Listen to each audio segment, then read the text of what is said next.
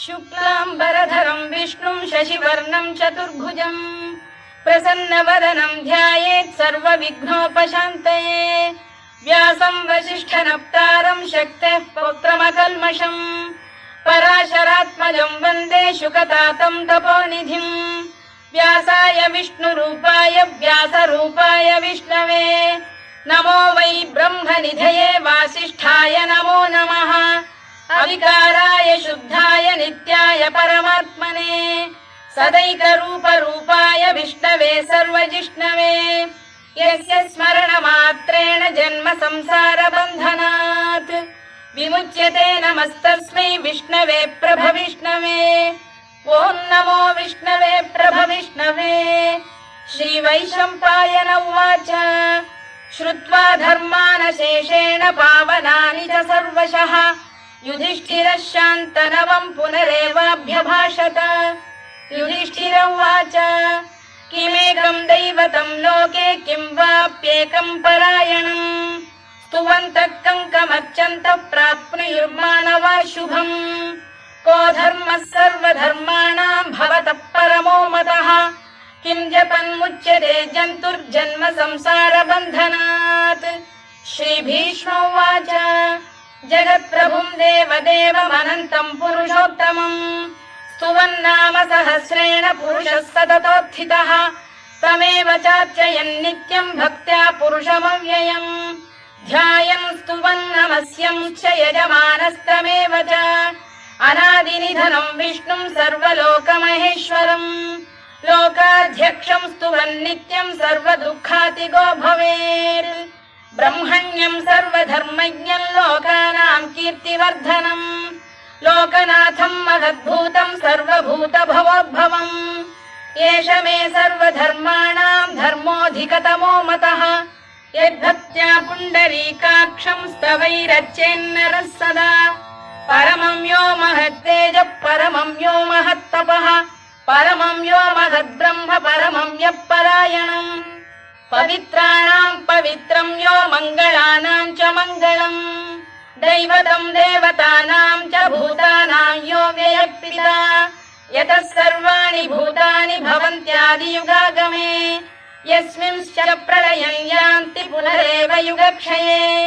तस्य लोकप्रधानस्य जगन्नाथस्य भूपते विष्णोर्नाम सहस्रं मे शृणु पापभयापहम्। यानि नामानि गौणानि विख्यातानि महात्मनः ऋषिभिः परिगीतानि तानि वक्ष्यामि भूतये। ऋषिर्नाम्नां सहस्रस्य वेदव्यासो महामुनिः छन्दोऽनुष्टुप् तथा देवो भगवान् देवकीसुतः अमृतांशुद्भवो बीजं शक्तिर्देवकी नन्दनः त्रिसामा हृदयं तस्य शान्त्यर्थे विनियुज्यते। विष्णुं जिष्णुं महाविष्णुं प्रभविष्णुं महेश्वरम् अनेकरूपदैत्यान्तं नमामि पुरुषोत्तमम्। अस्य श्रीविष्णोर्दिव्यसहस्रनामस्तोत्रमहामन्त्रस्य श्रीवेदव्यासो भगवान् ऋषिः अनुष्टुप्-छन्दः श्रीमहाविष्णुः परमात्मा श्रीमन्नारायणो देवता अमृतांशुद्भवो भानुरिति बीजम् देवकी नन्दन सृष्टेति शक्तिः उद्भवः क्षोभणो देव इति परमो मन्त्रः शङ्खबृन्नन्दकी चक्रीति कीलकम् शार्ङ्गधन्वा गदाधर इत्यस्त्रम् रथाङ्गपाणिरक्षोभ्य इति नेत्रम् त्रिसामा सामरः सामेति कवचम् आनन्दम् परब्रह्मेति योनिः ऋतुः सुदर्शनकाल इति दिग्बन्धः श्रीविश्वरूप इति ध्यानम् श्रीमहाविष्णुप्रीत्यर्थे सहस्रनाम जपे विनियोगः। ध्यानम् क्षीरोदन्वत्प्रदेशे शुचिमणिविलसत्सैकते मौक्तिकानाम् मालाक्लुप्तासनस्थस्फटिकमणिनिभैर्मौक्तिकैर्मण्डिताङ्गः शुभ्रैरभ्रैरदभ्रैरुपरि विरचितैर्मुक्तपीयूषवर्षैः आनन्दीन पुरीयादरिनलिन गदा शङ्खपाणिर्मुकुन्दः भूः पादौ यस्य नाभिर्वियदसुरनिलश्चन्द्रसूर्यौ च नेत्रे कर्णावाशा शिरोद्यौर्मुखमपि दहनो यस्य वास्तेयमब्धिः अन्तस्थं यस्य विश्वं सुरनरखगो भोगि गन्धर्वदैत्यैः चित्रं रम्यते तं त्रिभुवन वपुषं विष्णुमीशं नमामि। ॐ नमो भगवते वासुदेवाय। शान्ताकारं भुजगशयनं पद्मनाभं सुरेशं विश्वाधारं गगनसदृशं मेघवर्णं शुभाङ्गम् लक्ष्मीकान्तं कमलनयनं योगिधृध्यानगम्यं वन्दे विष्णुं भवभयहरं सर्वलोकैकनाथम्। मेघश्यामं पीतकौशेयवासं श्रीवत्साङ्कं कौस्तुभोद्भासिताङ्गम् पुण्योपेतं पुण्डरीकायताक्षं विष्णुं वन्दे सर्वलोकैकनाथम्।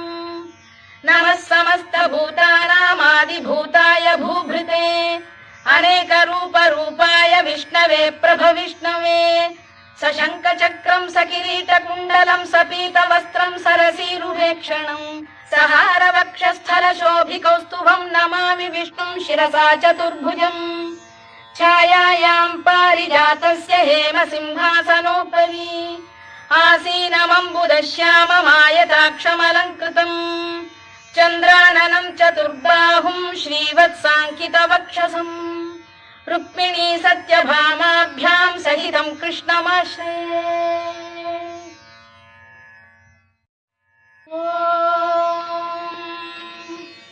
विश्वं विष्णुर्वषत्कारो भूतभव्य भवत्प्रभुः भूतभृद्भावो भूतात्मा भूतभावनः भूतात्मा परमात्मा च मुक्तानां परमागतिः अव्ययः पुरुषः साक्षी क्षेत्रज्ञोऽक्षर एव च योगो योगविदां नेता प्रधानपुरुषेश्वरः नारसिंहवपुः श्रीमान् केशवः पुरुषोत्तमः सर्वः शिवस्थाणुर्भूतादिर्निधिरव्ययः सम्भवो भावनो भर्ता प्रभवः प्रभुरीश्वरः स्वयंभूः शम्भुरादित्यः पुष्कराक्षो महास्वनः अनादिनिधनो धाता विधाता धातुरुत्तमः अप्रमेयो ऋषिकेशः पद्मनाभोऽमरप्रभुः विश्वकर्मा मनुस्पष्टा स्थविष्ठस्थविरो ध्रुवः अग्राह्यः शाश्वतः कृष्णो लोहिताक्षप्रदर्दनः प्रभूतस्त्रिककुब्धाम पवित्रम् मङ्गलम् परम् ईशानः प्राणदः प्राणो ज्येष्ठः श्रेष्ठः प्रजापतिः हिरण्यगर्भो भूगर्भो माधवो मधुसूदनः ईश्वरो विक्रमी धन्वी मेधावी विक्रमक्रमः अनुत्तमो दुराधर्षः कृतज्ञः कृतिरात्मवान् सुरेशः शरणं शर्म विश्वरेताः प्रजाभवः अधः संवत्सरो व्याल प्रत्ययः सर्वदर्शनः अजः सर्वेश्वरः सिद्धः सिद्धिः सर्वादिरच्युतः वृषाकपिरमेयात्मा सर्वयोगविनिसृतः वसुर्वसुमनः सत्यः समात्मा संमितः समः अमोघः पुण्डरीकाक्षो वृषकर्मा वृषाकृतिः रुद्रो बहुशिरा बभ्रुर्विश्वयोनिश्चुतिश्रवाः अमृतः शाश्वतस्थाणुर्वरारोहो महातपाः सर्वगः सर्वविद्भानुर्विश्वक्सेनो जनार्दनः वेदो वेदविदव्यङ्गो वेदाङ्गो वेदवित्कविः लोकाध्यक्षः सुराध्यक्षो धर्माध्यक्षः कृताकृतः चतुरात्मा चतुर्व्यूहश्चतुर्दंष्टश्चतुर्भुजः भ्राजिष्णुर्भोजनम् भोक्ता सहिष्णुर्जगदादिजः अनघो विजयो जेता विश्वयोनिः पुनर्वसुः उपेन्द्रो वामनः प्रांशुरमोघः शुचिरूर्जितः अतीन्द्रः सङ्ग्रहः सर्गो धृतात्मा नियमो यमः वेद्यो वैद्यः सदा योगी वीरः माधवो मधुः अतीन्द्रियो महामायो महोत्साहो महाबलः महाबुद्धिर्महावीर्यो महाशक्तिर्महाद्युतिः अनिर्देश्य वपुः श्रीमान् अमे आत्मा महाधृधृत् महेश्वासो महीभर्ता श्रीनिवासः सताङ्गतिः अनिरुद्धः सुरानन्दो गोविन्दो गोविदाम्पतिः मरीचिर्दमनो हंसः सुपर्णो भुजगोत्तमः हिरण्यनाभः सुतपाः पद्मनाभः प्रजापतिः अमृत्युः सर्वदृक्सिंहः सन्धाता सन्धिमान् स्थिरः अजो दुर्मर्षणः शास्ता विश्रुतात्मा सुरारिः गुरुर्गुरुतमो धाम सत्यः सत्यपराक्रमः निमिषो निमिषस्रग्वी वाचस्पतिरुदारधीः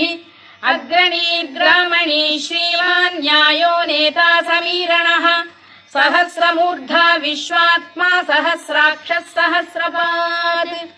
आवर्तनो निवृत्तात्मा संवृतः सम्प्रवर्धनः अधः संवर्तको वह्निरनिरोधरणीधरः सुप्रसाद प्रसन्नात्मा विश्वधृक् विश्वभुग्विभुः सत्कर्ता सत्कृतः साधुर्जह्नुर्नारायणो नरः असङ्ख्येयो प्रमेयात्मा विशिष्टः शिष्टकृच्छुचिः सिद्धार्थः सिद्धसङ्कल्पः सिद्धिदः सिद्धिसाधनः वृषाही वृषभो विष्णुर्वृषपर्वा वृषोदरः वर्धनो वर्धमानश्च विविक्तः श्रुतिसागरः सुभुजो दुर्धरो वाग्मी महेन्द्रो वसुदो वसुः नैकरूपो बृहद्रूपः शिपिविष्टप्रकाशनः ओजस्तेजोद्युतिधर प्रकाशात्मा प्रतापनः वृद्धस्पष्टाक्षरो मन्त्रश्चन्द्रांशुर्भास्करद्युतिः अमृतांशुद्भवो भानुः शशबिन्दुः सुरेश्वरः औषधम् जगतः सेतुः सत्यधर्मपराक्रमः भूतभव्यभवन्नाथः पवनः पावनो नरः कामः कामकृत्कान्तः कामः कामप्रदप्रभुः युगादिकृद्युगावर्तो नैकमायो महाशनः अदृश्यो व्यक्तरूपश्च सहस्रजिदनन्तजित् इष्टो विशिष्टः शिष्टेष्टः शिखण्डी नघुषो वृषः क्रोधः क्रोधकृत्कर्ता विश्वबाहुर्महीधरः अच्युत प्रतिथ प्राण प्राणदो वासवानुजः अपां निधिरधिष्ठानमप्रमत्त प्रतिष्ठितः स्कन्द स्कन्दधरो धुर्यो वरदो वायुवाहनः वासुदेवो बृहद्भानुरादिदेवः पुरन्दरः अशोकस्तारणस्तारः शूरः शौरिर्जनेश्वरः अनुकूलः शतावर्तः पद्मी पद्मनिभेक्षणः पद्मनाभोरविन्दाक्षः पद्मगर्भः शरीरभृत् महर्धिर्वृद्धो वृद्धात्मा महाक्षो गरुडध्वजः अतुलः शरभो भीमः समयज्ञो हविर्हरिः सर्वलक्षणलक्षण्यो लक्ष्मीवान् समितिञ्जयः विक्षरो रोहितो मार्गो हेतुर्दामोदरः सः महीधरो महाभागो वेगवानमिताशनः उद्भवः क्षोभणो देवः श्रीगर्भः परमेश्वरः करणम् कारणम् कर्ता विकर्ता गहनो गुहः व्यवसायो व्यवस्थानः संस्थानस्थानदो ध्रुवः परद्धिः परमस्पष्टः तुष्टः पुष्टः शुभेक्षणः रामो विरामो विरतो मार्गो नेयोनयोनयः वीरः शक्तिमताम् श्रेष्ठो धर्मो धर्मविदुत्तमः वैकुण्ठः पुरुष प्राण प्राणद प्रणवपृतुः हिरण्यगर्भः शत्रुघ्नो व्याप्तो वायुरधोक्षजः ऋतुः सुदर्शनकारः परमेष्ठी परिग्रहः उग्रः संवत्सरो दक्षो विश्रामो विश्वदक्षिणः विस्तारस्थावरस्थाणुः प्रमाणम् बीजमव्ययम् अर्थोऽनर्थो महाकोशो महाभोगो महाधनः अनिर्विण्णस्थविष्ठो भूर्धर्मयूपो महामखः नक्षत्रनेमिर्नक्षत्री क्षमः क्षामः समीहनः यज्ञयुज्यो महेज्यश्च क्रतुः सत्रम् सदाम् गतिः सर्वदर्शी विमुक्तात्मा सर्वज्ञो ज्ञानमुत्तमम् सुव्रतः सुमुखः सूक्ष्मः सुघोषः सुखदः सुहृद् मनोहरो जितक्रोधो वीरबाहुर्विदारणः स्वापनः स्ववशो व्यापी नैकात्मा नैककर्मकृत् वत्सरो वत्सलो वत्सी रत्नगर्भोधनेश्वरः धर्मकृद्धर्मी सदसक्षरमक्षरम् अविज्ञाता सहस्रांशुर्विधाता कृतलक्षणः गभस्तिनेमिः सप्तस्तः सिंहो भूतमहेश्वरः आदिदेवो महादेवो देवेशो देवभृद्गुरुः उत्तरो गोपतिर्गोप्ता ज्ञानगम्यः पुरातनः शरीरभूतभृद्भोक्ता कपीन्द्रो भूरि दक्षिणः सोमपोऽमृतपः सोमः पुरुजित् पुरुषत्तमः विनयो जयः सत्यसन्धो दाशार्हः सात्वताम् पतिः जीवो विनयिता साक्षी मुकुन्दो मितविक्रमः अम्भोनिधिरनन्तात्मा महोदधिशयोऽन्तकः अजो महार्घः स्वाभाव्यो जितामित्रप्रमोदनः आनन्दो नन्दनो नन्दः सत्यधर्मात्रिविक्रमः महर्षिः कपिलाचार्यः कृतज्ञो मेदिनीपतिः त्रिपदस्त्रिदशाध्यक्षो महाशृङ्गकृतान्तकृत् महावराहो गोविन्दः सुषेणः कनकाङ्गनी गुह्यो गभीरो गहनो गुप्तश्चक्रगदाधरः मेधास्वाङ्गो जितकृष्णो दृढः सङ्कर्षणोच्युतः वरुणो वारुणो वृक्षः पुष्कराक्षो महामनाः भगवान् बलहानन्दी वनमाली हलायुधः आदित्यो ज्योतिरादित्यः सहिष्णुर्गतिसत्तमः सुधन्वाखण्ड परशुर्दारुणो द्रविणप्रदः दिवस्पृक् सर्वदृग्व्यासो वाचस्पतिरयो निजः त्रिसामासामगः साम निर्वाणम् भेषजम् भिषज सन्न्यासकृच्छमः शान्तो निष्ठा शान्तिः परायणम् शुभाङ्गः शान्तिदः स्रष्टा कुमुदः कुवलेशयः गोहितो गोपतिर्गोप्ता वृषभाक्षो वृषप्रियः अनिवर्ती निवृत्तात्मा संक्षेप्ताक्षेमकृच्छिवः श्रीवत्सवक्षः श्रीवासः श्रीपतिः श्रीमताम्बरः श्रीधः श्रीशः श्रीनिवासः श्रीनिधिः श्रीविभावनः श्रीधर श्रीकर श्रेयः श्रीमान् लोकत्रयाश्रयः स्वक्षः स्वङ्गः शतानन्दो नन्दिर्ज्योतिर्गणेश्वरः विजितात्मा विधेयात्मा सत्कीर्तिश्छिन्न संशयः उदीर्णः सर्वतश्चक्षुरनीशः शाश्वतस्थिरः भूषयो भूषणो भूतिर्विशोकः शोकनाशनः अर्चिष्मानर्चितः कुम्भो विशुद्धात्मा विशोधनः अनिरुद्धो प्रतिरथ प्रद्युम्नो मितविक्रमः कालनेमिनिः वीरः शौरिः शूरजनेश्वरः त्रिलोकात्मा त्रिलोकेशः केशवः केशिहा हरिः कामदेवः कामपालः कामी कान्तकृतागमः अनिर्देश्य वपुर्विष्णुर्वीरोऽनन्तो धनञ्जयः ब्रह्मण्यो ब्रह्मकृद्ब्रह्मा ब्रह्म ब्रह्मविवर्धनः ब्रह्मविब्राह्मणो ब्रह्मी ब्रह्मज्ञो ब्राह्मणप्रियः महाकमो महाकर्मा महातेजा महोरगः महाक्रतुर्महायज्वा महायज्ञो महाहविः स्तव्यस्तव प्रियस्तोत्रम् स्तुतिस्तोतारणप्रियः पूर्णः पूरयिता पुण्यः पुण्यकीर्तिरनामयः मनोजवस्तीर्थकरो वसुरेता वसुप्रदः वसुप्रदो वासुदेवो वसुर्वसुमनाहविः सद्गतिः सत्कृतिः सत्ता सद्भूतिः सत्परायणः शूरसेनो यदुश्रेष्ठः सन्निवासः सुयामुनः भूतावासो वासुदेवः सर्वासु निलयो नलः दर्पः दर्पदो दृप्तो दुर्धरोऽथा पराजितः विश्वमूर्तिर्महामूर्तिर्दीप्तमूर्तिरमूर्तिमान् अनेकमूर्तिरव्यक्तः शतमूर्तिः शताननः एकोनैकः स वक्र किं यत्तत्पदमनुत्तमम् लोकबन्धुर्लोकनाथो माधवो भक्तवत्सलः सुवर्णवर्णो हेमाङ्गो वराङ्गश्चन्दनाङ्गदी वीरः विषमः शून्यो घृताशीरचरश्चरः अमानी मानदो मान्यो लोकस्वामी त्रिलोकधृत्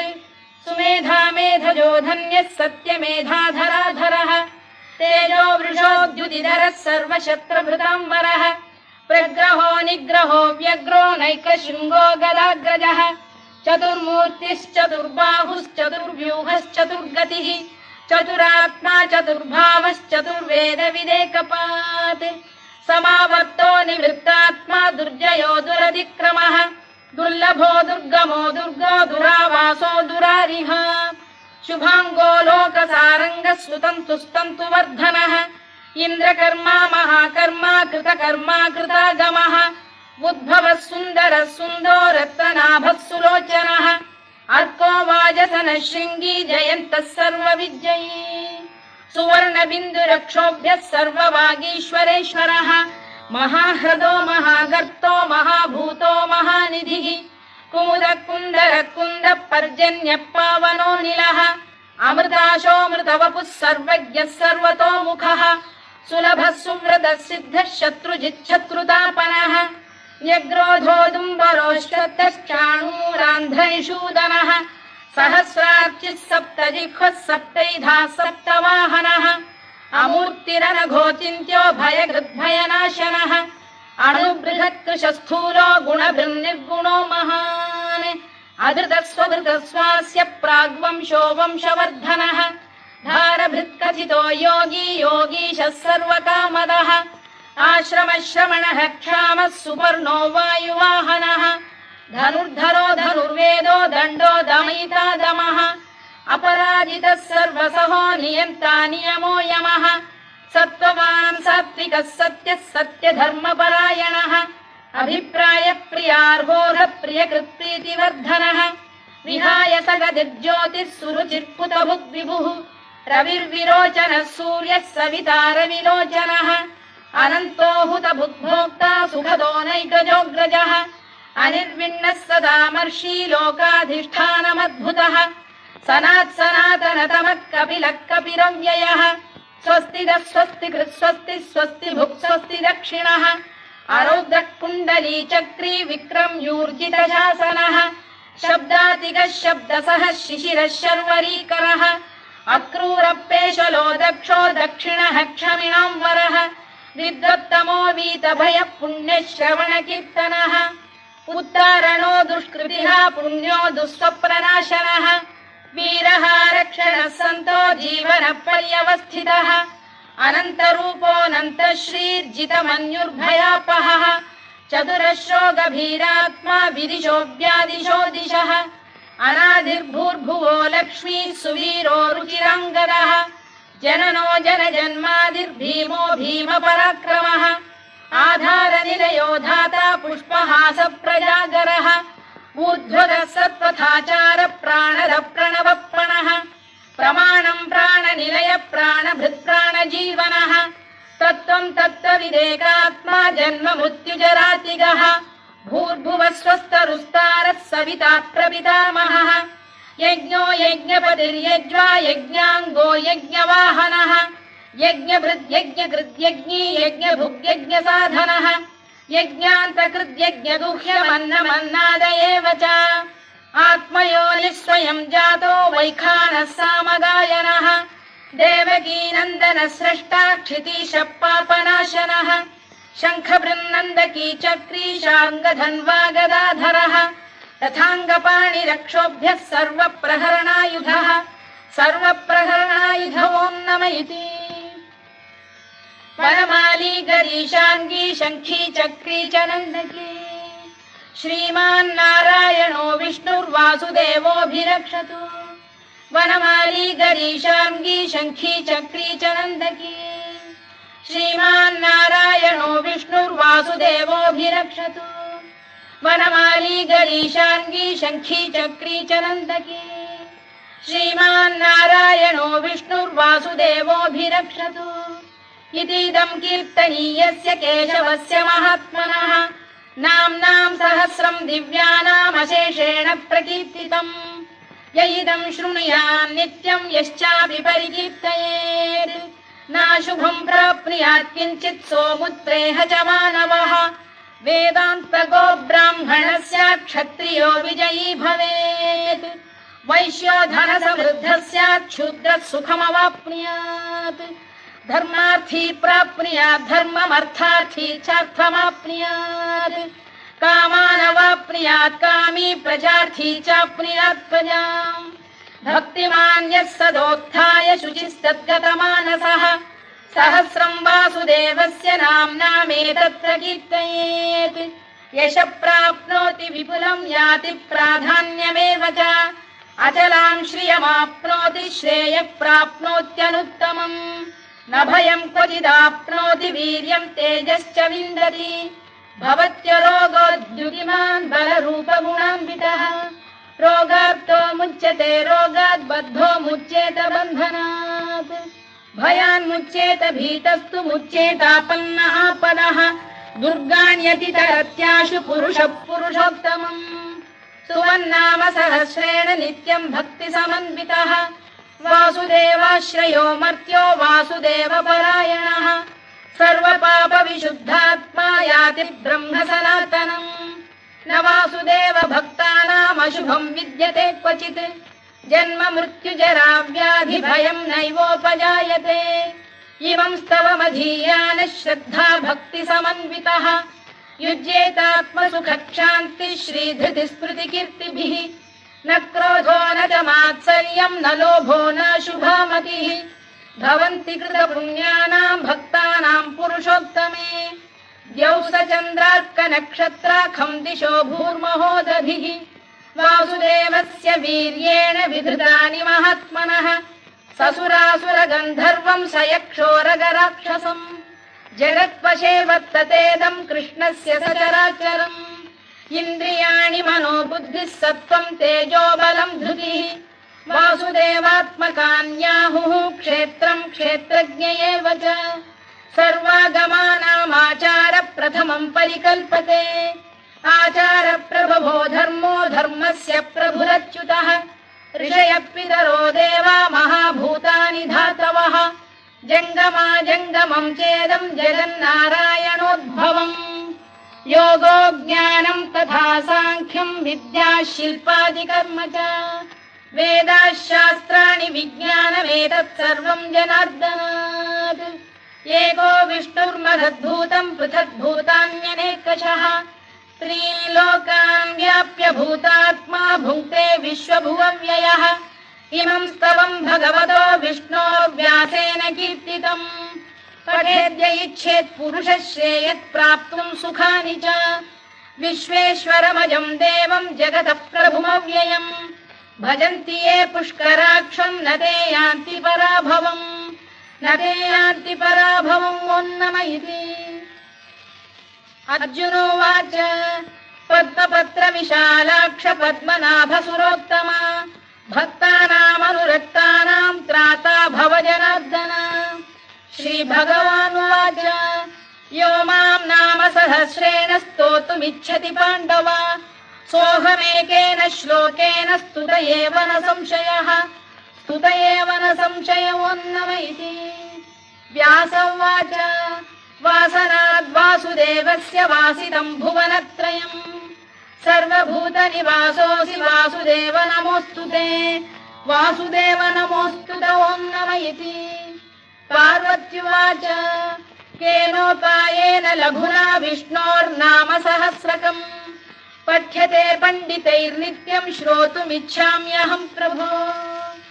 ईश्वर उवाच श्रीराम राम रामेति रमे रामे मनोरमे सहस्रनाम तत्तुल्यं राम नाम वरानने श्रीराम राम रामेति रमे रामे मनोरमे सहस्रनाम तत्तुल्यं राम नाम वरानने